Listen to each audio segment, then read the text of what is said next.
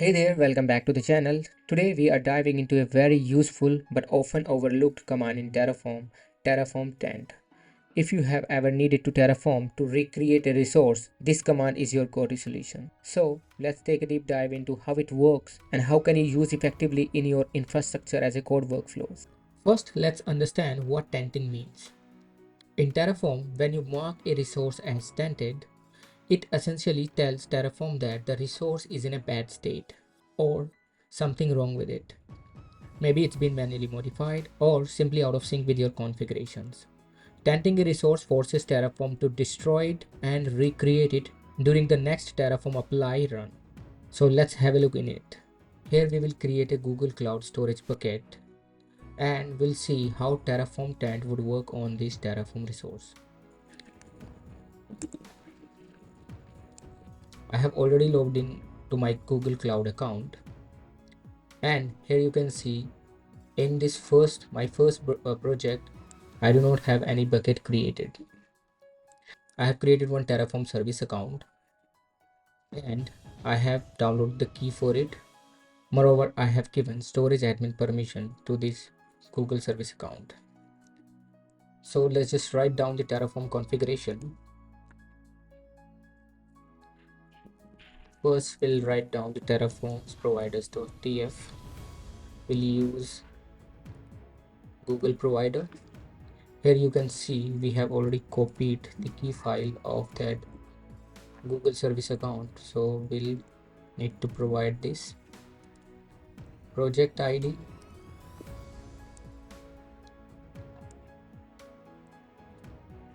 This is the project ID of our Google project. These should be in quotes. This should be passed as string, and the reason will take US East 1. Now we'll write down the main Terraform configuration file where we will define the resource. So we'll define Google storage bucket resource, name it as name. We have to provide the name of this resource. So the name of the Google storage bucket should be unique.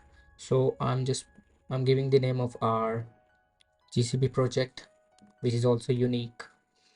Location US. This is correct the indentation.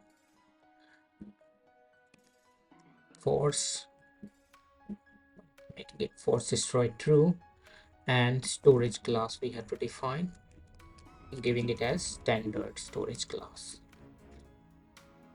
Okay, so we have written down the configuration. Now we will initialize our Terraform directory with command called terraform init. You must know already. For the first time it takes a little longer time.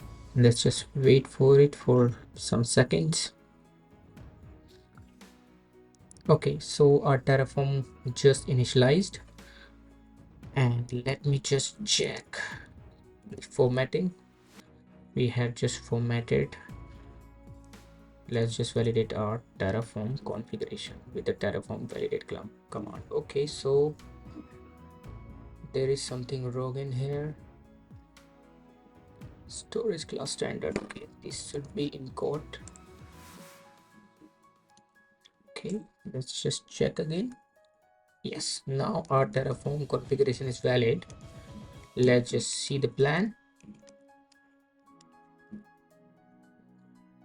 Here we go. So we are adding one Terraform resource called storage bucket. Okay, let's just apply it.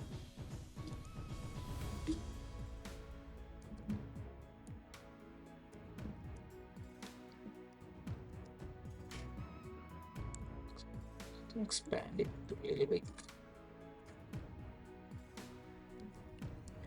Terraform apply. Okay, one resource to add. I entered yes. Let's just take a look. Okay, so we have just created our bucket. So our bucket is created.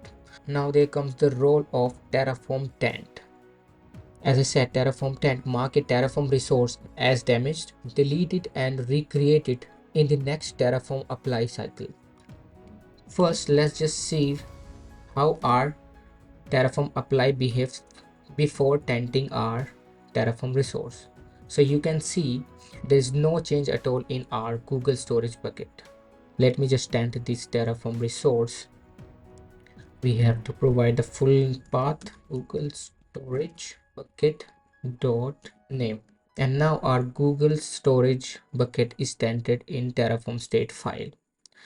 If we would run Terraform apply command again, you would see it is destroying this storage bucket and adding it again. One to add and one to destroy. This is how Terraform Taint works. So if I would just click on yes, what it would do, it would just delete the Google storage bucket and recreate it. Yes, okay, you can see it's destroying, destruction complete, and then started creating it and creation complete. You can see here bucket is again created. So this is how Terraform Taint command works. Please do like and subscribe this channel for more such Terraform tutorials.